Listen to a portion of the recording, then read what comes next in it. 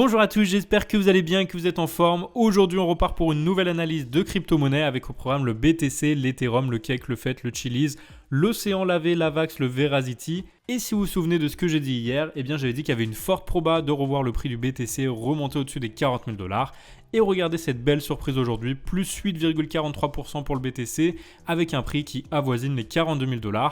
Donc bien joué à ceux qui avaient vu comme moi hier ce pattern qui était en train d'être cassé à la hausse. Et j'avais dit d'ailleurs hier que si on parvenait à conserver le nuage en support ainsi que cette trendline en jaune, il y aurait de fortes probabilités d'aller chercher les 40 000 $. Et bien c'est ce qu'on a fait. Regardez ensuite ce qui s'est passé sur le pattern. On a cassé tout ça à la hausse, on est allé chercher largement plus haut, on est allé autour des 42 000 $. Et maintenant la question qu'on se pose, c'est est-ce que ça va continuer comme ça dans les prochains jours ? Ou bien est-ce qu'il faut se méfier et attendre une nouvelle chute ? Dans tous les cas, c'est ce qu'on va regarder tout de suite. Mais avant ça, petit point très rapide sur le marché avec un BTC qui est à plus 8,43% aujourd'hui, l'Ethereum plus 6,75% et puis du plus 5% pour le Solana, le DOT et l'ADA. Et enfin, une très grosse surprise du côté du Luna, plus 20%. Enfin, quand je dis très grosse surprise, pas tellement, puisque hier, si vous vous souvenez, je vous avais fait une analyse. Vous avez montré ce triangle qui était cassé par le haut et j'avais dit que même si on était venu corriger, on était toujours en tendance haussière, très largement au-dessus de ce triangle, avec un objectif aux alentours des 115 $. Donc pour l'instant, on est en direction des 115 $. On devrait y aller sans trop de problème étant donné que la Chikuspan, elle valide ce mouvement à la hausse. Donc ça, c'était pour le Luna. Maintenant, le BTC, qu'est-ce qu'on peut attendre dans les prochains jours ? Alors tout d'abord, je vous remontre ce graphique que je vous montrais les semaines précédentes, avec ici pour l'instant un W au-dessus de ce biseau descendant. Et pour rappel, quand on casse un biseau descendant par le haut, il y a de très fortes probabilités d'aller chercher les 5% de correction en direction tout simplement du top du pattern. Donc ici, ça engendrait une target à 67 500 $ dans les prochains mois. Bien sûr, je parle en termes de mois parce qu'ici, on est sur un graphique en daily. Donc tout d'abord, je vois dans les prochaines semaines un retour à 50 700 $. Ça correspond à un retest de ce niveau plus haut ici. Et si on casse ce niveau de résistance, bien sûr c'est une résistance, on a été rejeté 2 fois par le passé ainsi qu'ici. Donc si on recasse cette résistance, on pourra s'en servir en support et aller chercher notre objectif. Dans tous les cas, si vous avez suivi mes analyses précédemment, je vous avais dit qu'on était repassé au-dessus du super trend et qu'en théorie c'était un gros signal aussi, que c'était très rare qu'on ait 2 signaux d'affilée qui soient haussiers et que finalement on parte vers le bas. Donc je pense qu'on est bien parti pour aller chercher les 50 000 $. Et ensuite regardez, on a ce pattern qui est plus petit. Si on parvient à casser le niveau des 50 000 $ qui est notre objectif sur le biseau descendant, on cassera ce pattern par le haut et donc on aura un objectif un peu plus haut à 55 800 $. Ça correspond d'ailleurs à ce plat ici SSB qui représente une grosse résistance. Donc voilà, dans tous les cas, on va attendre de casser le pattern par le haut, mais si on le casse par le haut, il y aura de fortes probabilités d'aller chercher les 55 800. Et par contre, si on le casse par le bas, c'est qu'on sera rejeté par le nuage.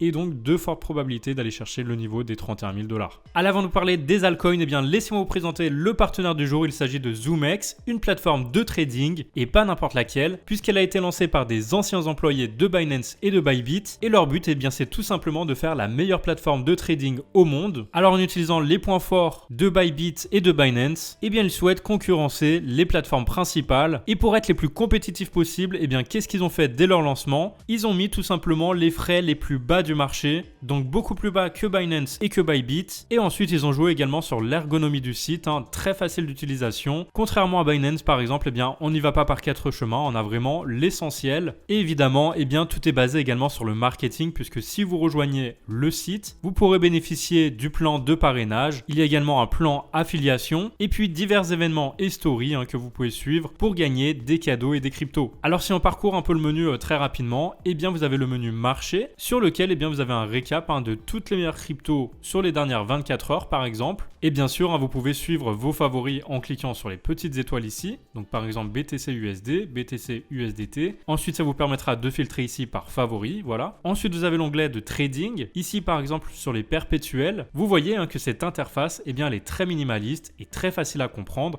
Donc là, très facilement, vous pourrez choisir votre levier, puisque je le rappelle, c'est des perpétuels. Donc vous pouvez choisir entre les leviers isolés ou en croisé. Moi, je préfère l'isolé, bien sûr. Ensuite, choisir le levier que vous souhaitez, sachant que vous pouvez faire jusqu'à du x100. Mais bien sûr, je ne vous conseille pas de faire du x100, du 1 ou 5 maximum. Voilà, ensuite ici, très facilement, vous allez pouvoir remplir vos ordres limites ou market ou conditionnels. Et puis, passer très rapidement un ordre. Ensuite, vous avez l'order book, tout simplement, pour consulter tous les ordres qui sont sur le marché en ce moment. Alors, je sais que certains, ils préfèrent trader avec le mode sombre. Donc, vous pouvez tout simplement cliquer sur la petite lune Et voilà, vous passez en mode sombre et inversement, si vous recliquez sur le soleil, eh bien vous aurez le mode jour. Donc ça c'est bien. Ensuite en dessous vous avez tous les ordres que vous avez passés ici. Et finalement, eh bien peut-être le plus important, ça reste le graphique ici. Donc vous avez le graphique sur TradingView. Vous allez pouvoir utiliser plein d'indicateurs et tracer des lignes, comme je le fais sur mes vidéos. Donc ça va pouvoir vous aider à tracer vos graphiques de façon très rapide sur la même interface de trading, ce qui va vous permettre d'être très rapide lorsque vous allez passer les ordres. Au lieu à chaque fois de devoir passer de TradingView à la plateforme, et bien là c'est directement ici. Et en plus de ça, et bien vous avez tout un tas d'indicateurs que vous pouvez utiliser, par exemple Ishimoku.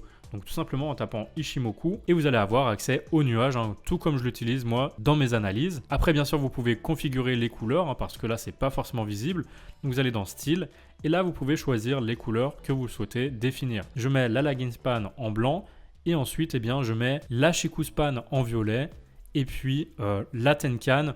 Je la laisse en bleu, voilà, de cette façon, ça me donne quelque chose de beaucoup plus clair. Donc voilà, je pense qu'on a fait le tour pour la partie trading. Maintenant, vous avez l'onglet information avec toutes les annonces, le guide et la FAQ. Les événements, comme je le disais, ils organisent des événements de temps en temps pour attirer du monde et pour récompenser les utilisateurs. Vous avez également tout l'aspect bonus, donc comme je le disais également avec les referrals et les affiliates. Donc si vous avez pas mal d'abonnés ou d'amis, eh bien je vous invite à vous inscrire et à donner votre lien pour que vous puissiez recevoir des bonus. Et enfin, sachez bien qu'ils sont disponibles 24 heures sur 24. Voilà, il y a le centre d'aide sur lequel vous allez pouvoir poser des questions et avoir des réponses très rapidement, contrairement à Binance par exemple. Donc ici, vous avez d'ailleurs un petit chat pour aller encore plus vite. Et enfin, ici, vous avez l'onglet Assets sur lequel vous allez pouvoir voir bien, toutes les stats, tous les chiffres de vos cryptos, de votre wallet en temps réel. Bien sûr, rangés par ordre d'assets que vous avez. Et ici, bien sûr, vous retrouvez vos adresses de dépôt, de retrait et puis vos transactions ainsi que vos ordres. Donc voilà pour la petite présentation. Sachez également que vous avez l'application mobile. Alors mon but ici, c'était vraiment de vous présenter la plateforme, vous montrer qu'elle était très simple d'utilisation, qu'elle permet de passer des trades de façon très rapide tout en ayant le graphique sous les yeux. Et puis contrairement à Binance par exemple, eh bien vous n'avez pas tout un tas d'informations, tout un tas d'onglets à cliquer. C'est vraiment très simple ici, on va vraiment à l'essentiel. Je vous le redis, vraiment la plateforme a été développée par des anciens employés de Binance et de Bybit qui ont l'ambition vraiment de créer la meilleure plateforme au monde. Donc voilà, n'hésitez pas à faire un tour, à vous inscrire si vous voulez recevoir un bonus. Sachez que je mets mon lien de parrainage en description et pour que toute inscription, vous aurez d'ores et déjà 10 $ gratuitement. Et si vous déposez de l'argent, vous aurez également 10 $ supplémentaires, donc jusqu'à 20 $. C'est de l'argent gratuit. Vous pouvez tout simplement essayer l'exchange, ça vous engage vraiment en rien. Et peut-être qu'avec les 10 $ d'inscription, eh bien vous allez pouvoir les transformer si vous êtes un bon trader. Donc n'hésitez pas à faire un tour. Dans tous les cas, sachez que vous pouvez gagner 200 $ sur la plateforme. Il suffit de mettre votre UID en commentaire et on fera le tirage au sort parmi l'un d'entre vous. Encore une fois, aucune obligation de dépôt, mais si vous vous inscrivez, vous avez 10 $ de bonus. Allez, bonne chance à tous. L'Ethereum, eh bien lui, il est toujours à l'intérieur de ce fameux range rectangulaire et j'avais dit que tant qu'on ne cassait pas le range par le bas et qu'on ne cassait pas ce précédent plus bas à 2341 $, eh bien on restait avec un objectif à 3124 $. Ici, eh bien je vois ça comme un pullback sur le haut de ce pattern avant de repartir par le haut. Par contre, attention parce qu'ici on a le nuage en résistance, il faudra absolument le casser à la hausse, s'en servir en support pour aller chercher notre objectif et pourquoi pas une cassure par le haut qui nous entraînerait aux alentours des 4571 $. Ça correspond à la hauteur du range reporté à l'endroit de cassure. Maintenant, ça fera donc un grand W, donc c'est l'objectif de W, mais si on casse par le bas, on aura donc plutôt un M qui nous entraînera vers un objectif aux alentours des 1600 $. Donc on va surveiller bien sûr la cassure dans un sens ou dans l'autre avant de rentrer en position en direction des targets en violet. Le cake, eh bien regardez comme c'est assez précis, on avait cassé ce range rectangulaire par le bas, ça avait déclenché une target à 5,95, on a rebondi plus ou moins sur ce niveau avant de repartir vers le haut.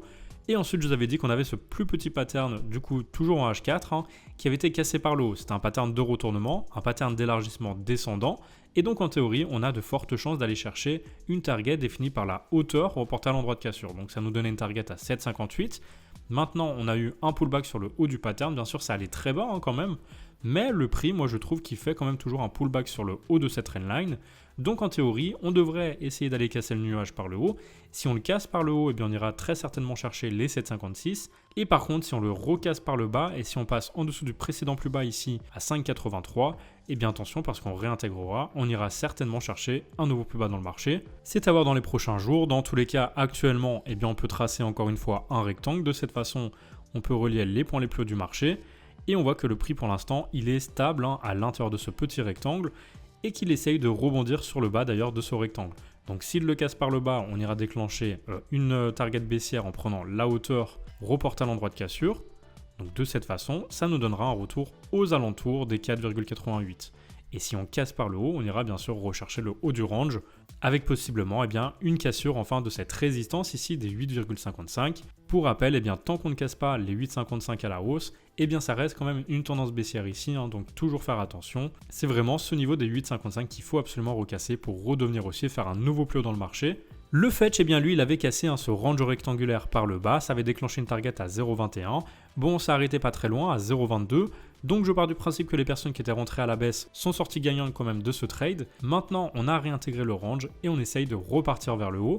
Ici, on a quand même un retest en fait du milieu du range. Donc à voir si on parvient à rebondir sur le nuage ou si on repart à la baisse. Dans tous les cas, comme vous le savez, en général, lorsqu'on fait un fake out et qu'on réintègre, il y a plus de probabilité de casser dans l'autre sens le range, donc en direction d'une target ici à 0,57 qui correspond à la hauteur reportée à l'endroit de cassure.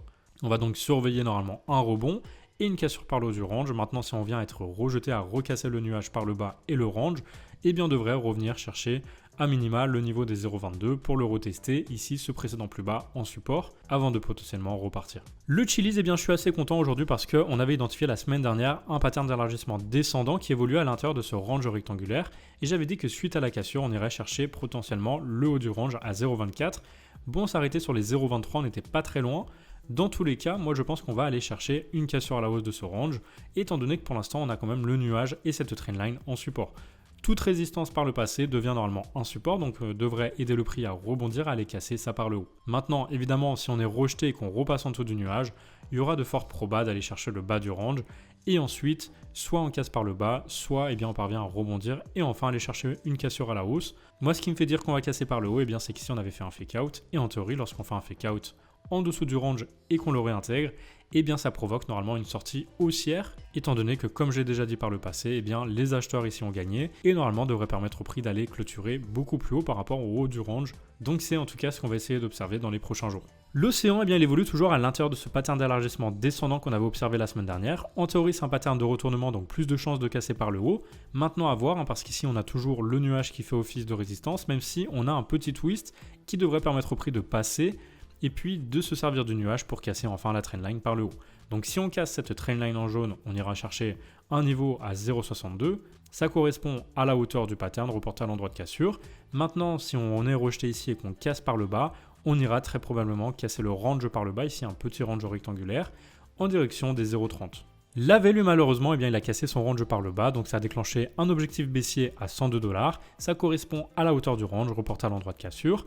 Maintenant, on attend de voir si le prix parvient à casser cette trendline en jaune, parce que tant qu'il ne la casse pas, on est dans une tendance baissière, on peut être encore rejeté par le nuage et aller chercher notre objectif. Donc bien faire attention, tant qu'on ne casse pas le nuage et qu'on ne réintègre pas le range, on reste en tendance baissière. Et donc moi j'attendrai à minima que le prix réintègre le range, qu'il rebondisse sur le nuage, pour ensuite viser, on l'espère, une cassure à la hausse en direction des 252 $. Dans tous les cas, pour l'instant, voilà, tant qu'on ne casse pas cette trendline, ça reste baissier et si on casse, on pourra viser un premier objectif à 160 $ et ensuite une cassure du range par le haut en direction des 252. Donc bien sûr, si on parvient enfin à casser cette trendline de longue date par le haut, on déclenchera une target haussière à 158 $, ça correspond à la hauteur du pattern reporté à l'endroit de cassure. Et ensuite, comme on sera repassé au-dessus de ce pattern du nuage et à l'intérieur du range, on pourra viser une cassure par le haut du range à 252 $, ça correspond à la hauteur reportée à l'endroit de cassure. L'AVAX, lui, il évolue toujours à l'intérieur de son range rectangulaire. Il avait cassé donc ce petit triangle par le haut, ça avait déclenché une target qui correspond aux 96 $, donc le haut du range. En théorie, cette target est toujours valide tant que le prix ne fait pas de nouveau plus bas par rapport à celui-ci. Donc si on repasse en dessous des 67 $, ça deviendra un peu dangereux parce qu'on ira potentiellement recasser donc vers le bas en direction du bas du range à 56 $. Et si on casse le range par le bas, cette fois, attention, on irait chercher les 34 $. Donc bien faire attention. Tant qu'on ne repasse pas au-dessus du nuage, c'est quand même assez risqué. Moi, j'attendrai de repasser au-dessus du nuage pour ensuite viser le haut du range à 96 $ et ensuite, pourquoi pas, une cassure vers le haut en direction d'une target à 158 $. Ça correspond à la hauteur du range reporté à l'endroit de cassure. Dans les médias, de toute façon, tant qu'on ne fait pas de nouveau plus bas par rapport à celui-ci, vous voyez qu'ici on a clôturé plus haut qu'ici, et bien en théorie on s'est mis dans une nouvelle tendance haussière, et donc pourquoi pas casser le range par le haut. Et enfin on termine par une très bonne nouvelle sur le Verasity, on est en train de casser ce pattern d'élargissement descendant en jaune par le haut, comme vous pouvez le voir ici. Donc bien sûr il vaudrait mieux attendre la cassure par la Chikou-Span aussi pour valider la hausse, mais en théorie c'est un pattern de retournement qui donne plus de proba de casser par le haut, avec une target ici qui correspondrait au 0,353, donc la hauteur reportée à l'endroit de cassure. Ça permettrait de casser le range par le haut, et du coup ça donnerait un grand W qui serait cassé, avec un objectif à 0,598 qui correspond à la hauteur du range reporté à l'endroit de cassure. Maintenant, si on est amené à réintégrer le pattern et à repasser au-dessous du précédent plus bas à 0,18, attention parce qu'on risque de casser le range par le bas et d'aller chercher un niveau à 0,102. Donc quand même, observons bien sûr la Chikou-Span qui pourrait casser par le haut et qui donnerait donc champ libre à un retour sur le haut du range. Et voilà, c'est la fin de cette analyse. Donc surtout si elle vous a plu, n'oubliez pas de liker la vidéo et de vous abonner à mes réseaux sociaux. Je mets tous les liens en description, donc Twitter, YouTube et Discord. Sur ce, si vous avez la moindre question, ça se passe dans les commentaires. Et d'ici là, je vous dis à demain pour une nouvelle vidéo. Passez une très bonne fin de journée. À demain!